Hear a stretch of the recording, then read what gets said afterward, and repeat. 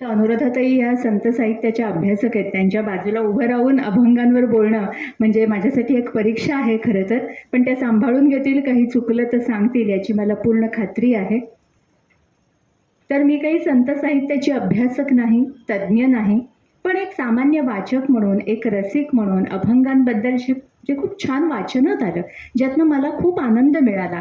वैचारिकदृष्ट्या, मानसिकदृष्ट्या जी समृद्धता आली, जाणीवांची जी समृद्धता आली, तो आनंद, ती समृद्धता रसिकांपर्यंत पोहोचवणं एवढाच या कार्यक्रमामागचा उद्देश आहे.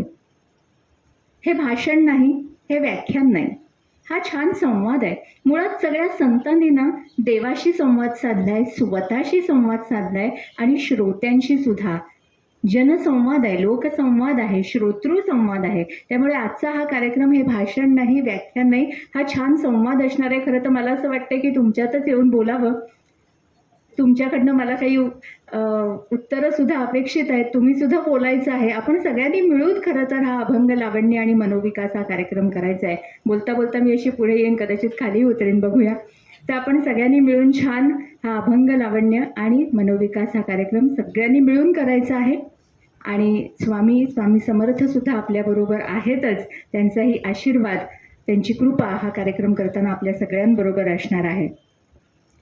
सुरुवात करताना तुम्ही वाचली असेल ही गोष्ट व्हॉट्सअपला.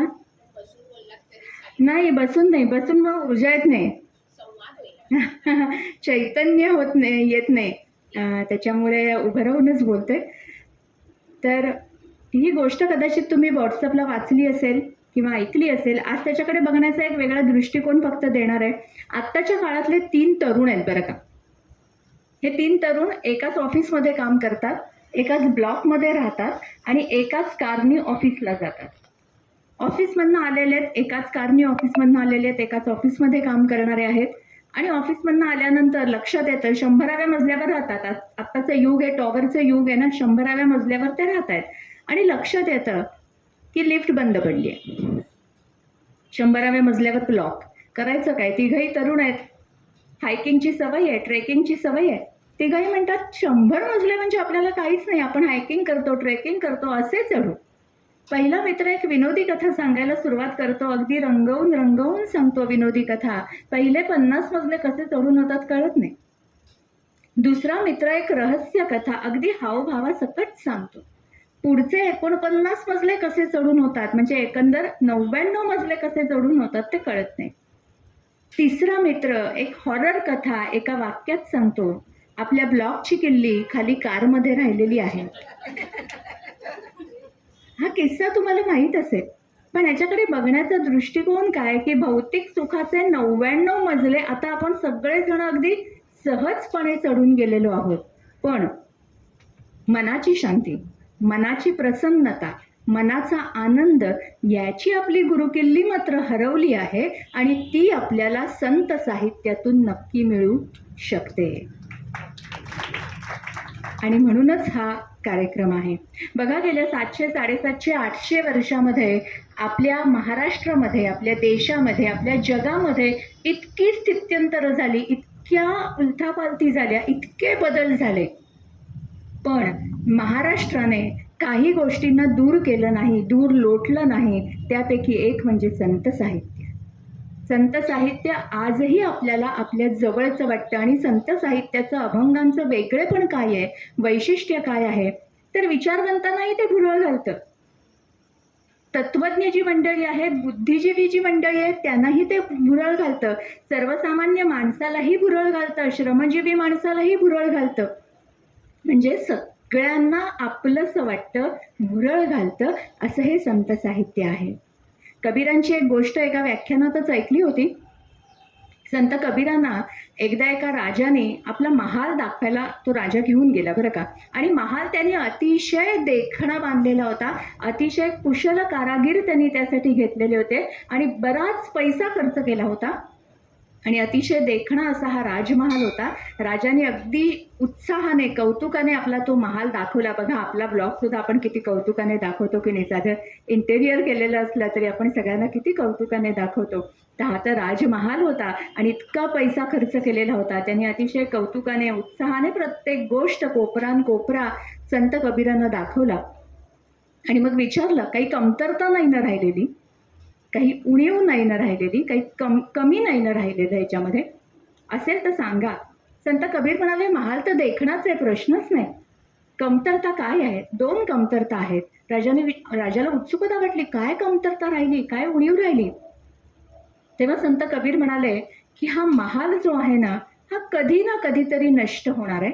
म्हणजे ही वास्तू कधी ना कधीतरी नष्ट होणार आहे आणि ही वास्तू ज्यांनी तयार केली आहे, निर्माण केली आहे, तेही कधी ना कधीतरी नष्ट होणार आहे. एवढी कमतरता आहे. थोडक्यात काय की आपण सगळेच जण, आपण सर्वसामान्य माणसं आहोत, आपण सगळेच जण नाशिवंत ज्या गोष्टी आहेत त्याच्या पाठीमागे फिरत असतो, पण जे अभंग आहे, अक्षय आहे, त्याच्या पाठी आपण जात नाही. आणि संतांचे अभंग मात्र नावाप्रमाणेच अभंग आहेत, अक्षय आहेत, अक्षर आहेत. हे अभंग आपण अनेकदा ऐकलेले असतात, आपल्याला पाठ असतात, शब्द आपल्याला माहीत असतात, पण त्याच्या अंतरंगामध्ये आपण शिरून पाहत नाही. आज मात्र आपण त्या अभंगांच्या अंतरंगात शिरून बघणार आहोत आणि त्याला असलेल्या आशयाच्या, अर्थाच्या, संदर्भाच्या ज्या खड्या आहेत, जे पापुद्रे आहेत, ते असे अलगद उलगडून बघण्याचा प्रयत्न करणार आहोत. ते पडदे बाजूला सारून बघण्याचा प्रयत्न करणार आहोत.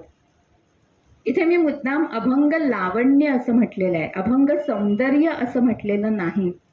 कारण सौंदर्य हे बाह्य असतं, ते आपल्याला ब्युटी पार्लरमध्ये जाऊन मिळवता येतं. पण जे लावण्य असतं ना, ते आंतरिक असतं, आतलं असतं. त्याच्यामुळे नाव आहे अभंग लावण्य. आपण सुद्धा या अभंगांच्या अंतरंगामध्ये शिरणार आहोत आणि या अभंगातली शब्द संपन्नता, विचार संपन्नता, भाव संपन्नता, आशय संपन्नता, अर्थ संपन्नता अनुभवण्याचा आपण प्रयत्न करणार आहोत. आपली संस्कृती, आपण नेहमी असं म्हणतो ना की आपली संस्कृती, आपली संस्कृती, आपल्या महाराष्ट्राची संस्कृती जी आहे ना, ती फडाची संस्कृती आहे. आता फड म्हटल्यावर पटकन काय आठवतं? फड म्हटल्यानंतर आठवतो तो मनोरंजनाचा, कलारंजनाचा फड म्हणजे तमाशाचा फड. त्यानंतर बलोपासना, शक्तीचा म्हणजे कुस्तीचा फड म्हणजे बलोपासना. महाराष्ट्रातलं राजकारण आणि उलाढाली, राजकीय आणि आर्थिक उलाढाली, बजेट हा एक फड. महाराष्ट्रातली सहकार चळवळ आणि त्यातून होणारं राजकारण म्हणजे उसाचा फड. आणि काय बरं, आणि वारकऱ्यांचा भजन आणि कीर्तनाचा आध्यात्मिक फड. आणि या आध्यात्मिक फडाची सुरुवात होते ती जय जय रामकृष्ण हरी या बीजमंत्राने. लाखो वारकऱ्यांचा बीजमंत्र, लाखो वारकऱ्यांचा श्वास म्हणजे जय जय रामकृष्ण हरी. केवळ 10 अक्षरांचा हा मंत्र आहे, जय जय रामकृष्ण हरी. पण काय अर्थ आहे हो याचा? कुणाला माहिती आहे? कोणी सांगू शकेल? 10 अक्षरांचा मंत्र जय जय रामकृष्ण हरी, अक्षरशः लाखो वारकऱ्यांचा हा बीजमंत्र आहे, श्वास आहे. 10 अक्षर आहेत फक्त. आचार असावा रामासारखा, विचार असावा कृष्णासारखा आणि मुखात हरिनामाचा उच्चार असावा, हे सांगणारा हा मंत्र रामकृष्ण हरी. रामकृष्ण हरीचे अनेक अर्थ अनेक अभ्यासकांनी काढलेले आहेत. जसं रामकृष्ण हरी म्हणजे काय? आपल्या जीवनाचा आलेख आहे. लहान वयामध्ये रामकृष्ण म्हणजे रामाच्या चरित्राचा अभ्यास करावा, रामचरित्रातून वृत्ती शिकावी, नीती शिकावी. म्हणजे लहान वयात वृत्ती आणि नीती घ्यावी, नंतर कृष्ण चरित्रातून युक्ती आणि शक्ती घ्यावी आणि नंतर हरीची भक्ती. पण मला वाटतं नंतर भक्ती असून उपयोग नाही, आयुष्यभरच ही भक्ती हवी. म्हणजे केवळ देवावर नाही तर आपल्या कामावर भक्ती हवी. रामकृष्ण हरी म्हणजे काय? तर नीती, वृत्ती, युक्ती, शक्ती आणि कामावरची भक्ती म्हणजे रामकृष्ण हरी. म्हणजे आयुष्याचा आलेखच आहे ना या रामकृष्ण हरीमध्ये. जेव्हा आपण जय जय रामकृष्ण हरी म्हणतो तेव्हा हे सगळं आपल्या आचरणामध्ये येणं गरजेचं आहे.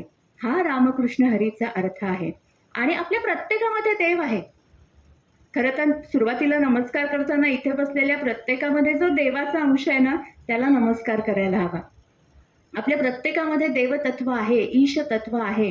आणि ज्ञानेश्वर माऊलींनी त्यांच्यामध्ये असलेल्या रामकृष्ण हरीला ओळखलंय. आपल्या प्रत्येकामध्ये हा रामकृष्ण हरी आहे, त्याला ओळखणं, त्याला जागृत करणं हे गरजेचं आहे. आणि ज्ञानेश्वरांनी ते ओळखलेलं आहे. त्यामुळे ज्ञानेश्वरीची सुरुवात कशी झाली आहे? ओम नमो ज्यात्या वेद प्रतिपाद्या जय जय स्वसंवेद्या आत्मरूपा. स्वयंप्रकाशित आत्मतत्वाला, स्वतःमध्ये असलेल्या रामकृष्ण हरीलाच ज्ञानेश्वरांनी पहिल्यांदा नमस्कार केलेला आहे. आणि ओम नमोजी आद्या असं त्यांनी म्हटलंय. आपल्या वाघ यज्ञाला, पसायदानामध्ये त्यांनी वाघ यज्ञ म्हटलेलं आहे. वाणीचा यज्ञ आहे, त्यांनी काव्य नाही म्हटलेलं, महाकाव्य नाही म्हटलेलं, त्यांनी वाघ यज्ञ म्हटलंय. हा वाणीचा यज्ञ आहे. आणि या वाणीचा यज्ञ त्याची सुरुवात करताना ओम नमोजी आद्या. आद्य म्हणजे काय? जेव्हा काहीही नव्हतं तेव्हा जे होतं ते आद्य. आद्य काय होतं? ओम. ओंकार म्हणजे शब्दब्रह्म आणि नादब्रह्म यांचं आदी बीज. म्हणजे मुळांना विसरू नका. संत साहित्य ही आपली मुळं आहेत. मुळांना विसरू नका हे सांगणारी ही ओवी आहे पहिली ज्ञानेश्वरीची जी सुरुवात आहे. ओम नमोजी आद्या. आणि ते निर्गुण उपासक असल्यामुळे, ज्ञानेश्वर माऊली हे निर्गुण उपासक असल्यामुळे त्यांनी ओंकारामध्येच गणेशाला पाहिलेलं आहे. अकार म्हणजे गणेशाचे चरण, उकार म्हणजे गणेशाचं उदर आणि मकार म्हणजे गणेशाचं मस्तक असं त्यांनी म्हटलेलं आहे. आणि मग गणेशाचं वर्णन पुढच्या 18-19 ओव्यांमध्ये आहे. आणि मग नंतर शारदा देवीचं वर्णन आलेलं आहे. शारदा देवीचं वर्णन तर फक्त 10 शब्दांमध्ये, 10-11 शब्दांमध्ये फक्त ज्ञानेश्वर माऊलींनी शारदा देवीचं वर्णन केलेलं आहे. आता अभिनव वाघ विलासिनी. बघा, जी वाणीची देवता आहे, बुद्धीची देवता आहे, ज्ञानाची देवता आहे, तिला वाघ विलासिनी म्हटलेलं आहे. आणि अभिनव वाघ विलासिनी म्हटलेलं आहे. कारण ही शारदा देवी, ही सरस्वती देवी ही नित्य नूतन आहे ना. म्हणजे आत्ताच्या काळात सांगायचं झालं तर कायम तुम्हाला अपडेट राहायला पाहिजे. आत्ताच्या पिढीला सांगायचं झालं तर कायम तुम्हाला नवीन काहीतरी देता आलं पाहिजे. एक गंमत म्हणून एक आठवण सांगते. विनोबा भावेंनी सांगितलेली आठवण आहे. इतिहासाचे एक प्राध्यापक होते. त्या इतिहासाच्या प्राध्यापकांना एकदा प्राचार्यांनी विचारलं, सध्या नवीन काय वाचताय? तेव्हा ते इतिहासाचे प्राध्यापक थोडेसे चिडले आणि ते म्हणाले, नवीन काय वाचायचं? इतिहास आहे तो, मी इतिहासाचा प्राध्यापक आहे, नवीन काय वाचायचं? जे घडून गेलंय ते गेलंय घडून, आता आणखीन काय वाचायचं? जर घडून गेलेलं आहे बरोबर आहे, पण इतिहासामध्ये सुद्धा नवनवीन संशोधन होत असतं, नवनवीन पुरावे मिळत असतात, नवीन नवीन पुस्तकं येत असतात. तर शिक्षकांनी प्राध्यापकांनी काय, प्रत्येकानेच अपडेट राहणं हे खूप गरजेचं आहे. आणि म्हणून ज्ञानेश्वर माऊलींनी म्हटलंय, आता अभिनव वाघ विलासिनी, जी कायम नित्य नूतन वाटते अशी आहे. वाघ विलासिनी चातुर्यार्थ कला कामिनी. म्हणजे आत्ताच्या काळामध्ये चातुर्यही महत्वाचं आहे आणि कलाही महत्वाची आहे. आत्ताच्या काळात असं नाही, 700 वर्षापूर्वी सुद्धा चातुर्यही महत्वाचं होतं आणि कला सुद्धा महत्वाची आहे. आणि विश्वमोहिनी म्हटलेलं आहे शारदेला. विश्व हा ज्ञानेश्वर माऊलींचा अतिशय आवडता शब्द आहे बरं का. त्यांची जी कल्पना आहे ना, विचारांची जी उदात्तता आहे ना, ती ह्या विश्व या शब्दामध्ये दिसते. पहा, हे विश्वची माझे घर असं त्यांनी म्हटलेलं आहे. आणि पसायदानामध्ये सुद्धा आता विश्वात्मके देवे, सगळ्या विश्वाच्या कल्याणाची ओढ त्यांना आहे.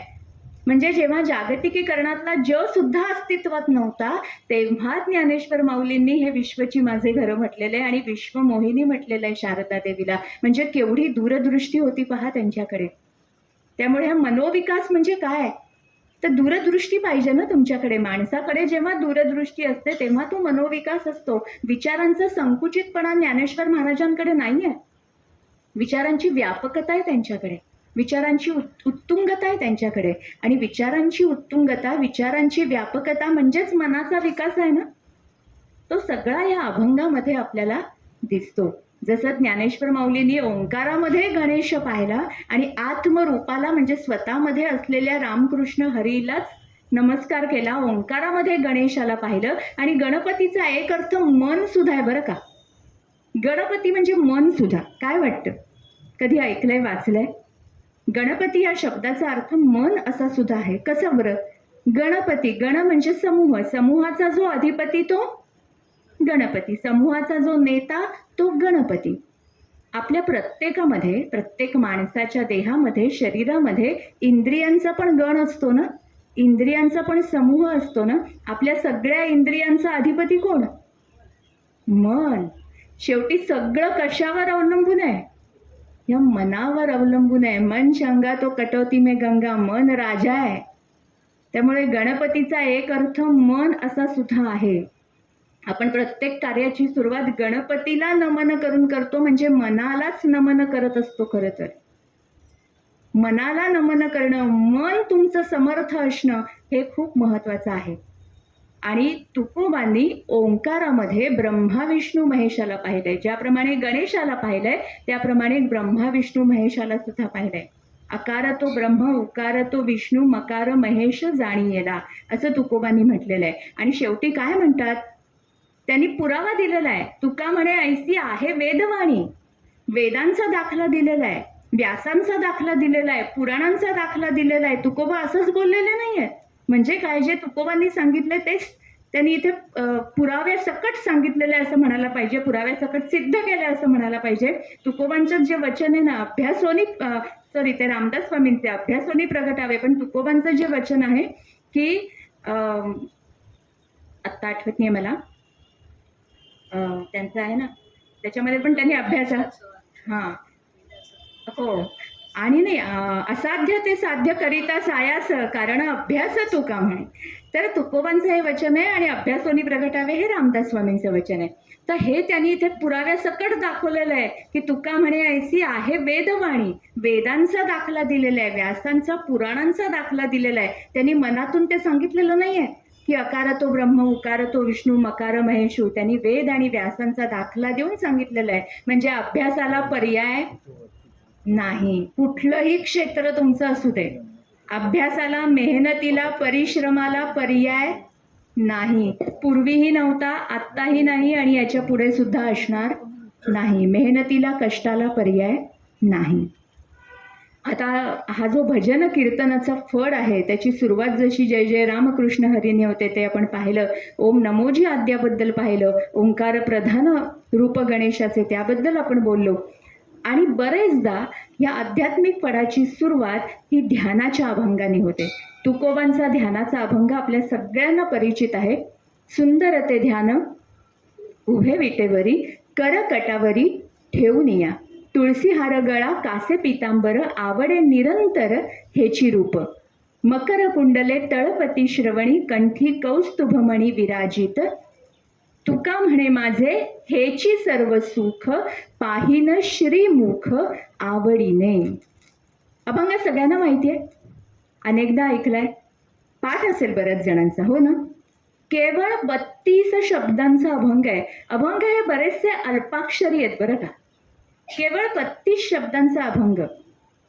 बघा, आता सगळा अभंग आपण म्हटला, कुठेही पांडुरंगाचं नाव नाही, कुठेही विठ्ठलाचं नाव नाही, तरी पण विठ्ठलाची मूर्ती मूर्तिमंत डोळ्यापुढे उभी राहते, इतकं वर्णन बोलकंय. आणि विशेषण पण एकच आहे, पहिलंच सुंदर. सुंदर ते ध्यान, एकच विशेषण सुंदर, पण ते सुद्धा इतकं सुंदर आहे, त्याचा अनुस्वार सुद्धा एक वेगळंच सौंदर्य लिहून बसलेलं आहे. पहा, सुंदर या शब्दातला अनुस्वार सुद्धा एक वेगळंच सौंदर्य लिहून बसलेलं आहे. त्यामुळे विशेषण पण एकच आहे, सुंदर. बरं, हे विशेषण आपण म्हणतोय, पण विष्णू सहस्रनामातलं ते एक नाम सुद्धा आहे. म्हणजे सुंदर हे नाम सुद्धा म्हणून आलेलं आहे, नाम म्हणूनही आलेलं आहे आणि विशेषण म्हणून सुद्धा आलेलं आहे. सुंदर ते ध्यान, असं तुकोबांनी म्हटलेलं आहे. आता अर्थात तुकोबांना काय म्हणायचं होतं हे तुकोबाच सांगू शकतात ना, ते आणखीन खरं तर कुणीही सांगू शकत नाही. ज्ञानेश्वरांना काय म्हणायचंय हे फक्त ज्ञानेश्वर माऊलीच सांगू शकतात. पण जे वेगवेगळ्या अभ्यासकांनी अर्थ काढलेत किंवा त्यातून मला जे प्रतीत होत गेलं ते तुमच्यासमोर मांडण्याचा प्रयत्न करणार आहे. आणि तुम्हाला जर काही वेगळं सुचलं स्फुरलं तर तुम्हीही सांगायचंय. तर सुंदर हे विशेषण आहे, नाम आहे. सुंदर ते ध्यान म्हटलंय. हे ध्यान का बरं नाही म्हटलं?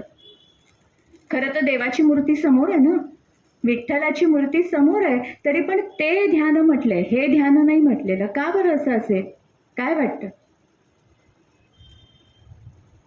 सुंदर हे ध्यान न म्हणता सुंदर ते ध्यान म्हटलेलं आहे. जयंत साळगावकरांनी त्याचा असा अर्थ सांगितलाय की तुकोबांना कदाचित असं अपेक्षित असेल, हे ध्यान नाही म्हणजे मूर्तीमध्ये अडकू नका, मूर्तीच्या पलीकडे जो परमेश्वर आहे, विठ्ठल आहे, सगळीकडे पसरलेला जो विठ्ठल आहे त्याला पहा. त्यामुळे सुंदर हे ध्यान नाही तर सुंदर ते ध्यान.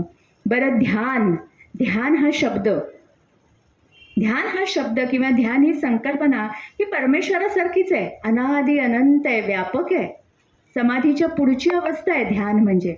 आणि असाही अर्थ निघू शकतो, हा तुकोबा हे रोखठोक आहेत, त्यामुळे ते असंही म्हणत असतील कदाचित की फक्त मूर्ती तडपू नका, पलीकडचा परमेश्वर पहा आणि तुम्ही तसं पाहताय की नाही याच्याकडे माझं ध्यान आहे, माझं लक्ष आहे, याच्याकडे तुम्ही ध्यान द्या, असं सुद्धा कदाचित तुकोबांना सांगायचं असेल. सुंदर ते ध्यान लगेच कशावर आलेत? उभे विटेवरी. असं म्हटलं जातं की परमेश्वराची मूर्ती असते ना, ती मस्तकापासून पायापर्यंत पाहायची नसते, तर पायापासून मस्तकापर्यंत पाहायची असते. त्याच्यामुळे लगेच वर्णन कशाचं आलंय? पायाकडे उभे विटेवरी.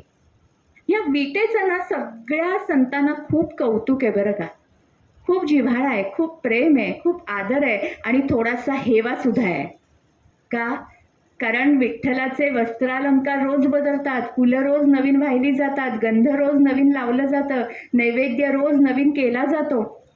पण ही वीट मात्र 24 तास त्या विठ्ठलाबरोबर असते. त्यामुळे विठ्ठलाबद्दल आदर, प्रेम, जिव्हाळा आहेच, पण त्याचबरोबर थोडासा हेवा सुद्धा आहे. सुंदर ते ध्यान उभे विटेवरी. आता या विटेचे ना अनेक अर्थ अनेक अभ्यासकांनी काढलेत. बघा तुम्हाला पटतायत का? या विटेला 8 कोन असतात, बरोबर?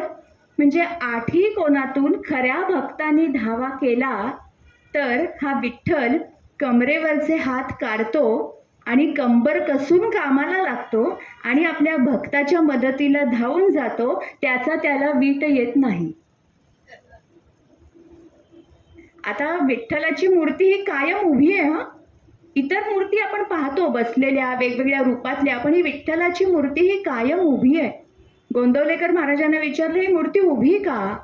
देवाची मूर्ती उभी का? तेव्हा गोंदवलेकर महाराजांनी इतकं छान उत्तर दिले. त्यांनी असं सांगितलंय की खऱ्या भक्तांनी धावा केल्यानंतर बसलेला जो आहे तो उठेपर्यंत सुद्धा वेळ लागू नये, म्हणून हा विठ्ठल उभाच आहे. उभा आहे म्हणजे काय? तत्पर राहा, सावध राहा, आयुष्यात कायम तत्पर राहा, सावध राहा, हे सांगणारी ती मूर्ती आहे. म्हणजे कधीही असे शिथिल होऊ नका, कायम तुम्ही सावध असलं पाहिजे, तत्पर असलं पाहिजे, हे सांगणारी मूर्ती आहे. आता वीट कशापासून तयार होते हो? मातीपासून तयार होते ना. म्हणजे मातीचं विस्मरण होऊ देऊ नका. आकाशात कितीही तुम्ही भराऱ्या घेतल्यात तरी मातीचं स्मरण ठेवा, हे सांगणारी ही वीट आहे. ही वीट भट्टीत भाजलेली असते. भट्टीत भाजताना त्या विटेला नक्कीच त्रास होतो. त्यामुळे आयुष्यामध्ये तुमच्याही प्रत्येक माणसाच्या आयुष्यामध्ये दुःख येणार आहे, अपयश येणार आहे, त्रास असणार आहे, नैराश्य असणार आहे, पण त्यातूनच वीट कशी तावून सुलाखून निघते भट्टीमध्ये, तसंच तुमचं आयुष्यही तावून सुलाखून निघणार आहे. ही वीट जेव्हा दुसऱ्या विटेवर जोडली जाते ना सिमेंटच्या साह्यानं, तेव्हाच इमारत तयार होते. म्हणजे काय? जोडत जा, माणसं जोडत जा. विटेवर वीट सिमेंटच्या साह्याने जोडत जातो, तशी जिव्हाळ्याने प्रेमाने माणसं जोडत जा आणि जीवनाची इमारत तयार करा. राखावी बहुतांची अंतरे, भाग्य येते तदनंतरे, असं समर्थांनी जे म्हटलेलं आहे तेच या विटेने सांगितले की जोडा. ही वीट जोडणारी आहे, ही वीट परंपरेची आहे. पुंडलिकाची गोष्ट सगळ्यांना माहिती आहे.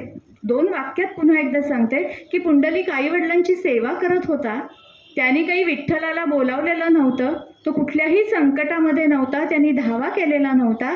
पांडुरंग स्वतःच्या आनंदासाठी आलाय पुंडलिकाला भेटायला, स्वतःच्या मर्जीनं आलेला आहे, पण हा उठला नाही.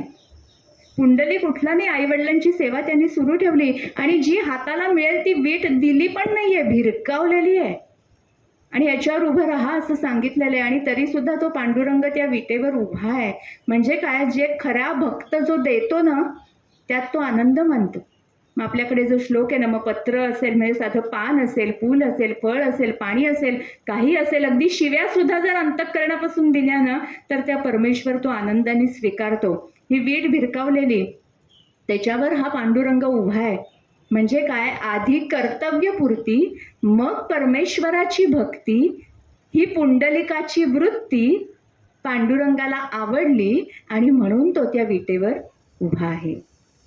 किती वेगवेगळे अर्थ निघतायत पहा, पण त्या दृष्टीने आपण त्या अभंगांकडे पाहायला पाहिजे. म्हणजे आत्ताच्या काळात आपण म्हणतो ना, बिटवीन द लाईन्स ओळखणं हे खूप महत्वाचं आहे. सुंदर ते ध्यान उभे विटेवरी, कर कटावरी ठेवून या. ती वीट केवढी असते हो, डोळ्यापुढे आणा एवढीशी ती वीट. आपल्या सर्वसामान्य माणसाचा एक पाऊल एक पाऊल फक्त ज्याच्यावर राहू शकतं तिथे 2 पावलं ठेवून समचरण असं म्हटलं जातं, तो उभा आहे. म्हणजे जिथे एकच पाऊल मावतं तिथे 2 पावलं ठेवून तो उभा आहे. मग नामदेव महाराजांनी त्याचा इतका छान अर्थ काढलाय, कर कटावरी ठेवून या. दोन्ही हात कमरेवर का बरं आहेत? तर ह्या एवढ्याशा विटेवर 2 पावलं ठेवून उभं राहायचं, मग तोल सांभाळता यायला पाहिजे ना. म्हणून ते दोन्ही हात हे कमरेवर ठेवलेले आहेत. जनाबाईंनी तर इतका खट्याळपणा केलेला आहे ना, आणि इतका खट्याळपणा फक्त जनाबाईच करू शकतात, बाकी कुणीही करू शकत नाही. इतकी सलगी त्यांची विठ्ठलाबरोबर आहे. त्यांनी असं म्हटलंय त्यांच्या एका अभंगामध्ये की नामदेव महाराज कीर्तन करतायत, कीर्तनामध्ये छान दंग झालेत, रंगलेले आहेत, आणि त्या रंगलेल्या कीर्तनामध्ये विठ्ठल नाचतोय, पांडुरंग नाचतोय, आणि नाचता नाचता गळाला देवाचा पितांबर. मग तो गळत असलेला पितांबर सावरायला हवा ना, म्हणून दोन्ही हात कमरेवर आहेत. तर इतका खोडकरपणा, इतका खट्याळपणा, इतकी सलगी ही जनाबाईच करू शकतात, आणि म्हणून ते दोन्ही हात कमरेवर आहेत. आद्य शंकराचार्यांनी आणि ज्ञानेश्वर माऊलींनी त्याचा असा अर्थ काढलेला आहे की खरा जो भक्त असतो ना, त्याला हा संसार किंवा हा भवसागर फक्त कमरेपर्यंतच असतो, आणि खऱ्या भक्ताला तो अगदी सहज पार करता येतो. म्हणून ते दोन्ही हात जे आहेत ते कमरेवर आहेत. आणि दोन्ही हात ठेवून कमरेवर उभं असणं म्हणजे काय? ती पोज बघा, फक्त डोळ्यापुढे आणा.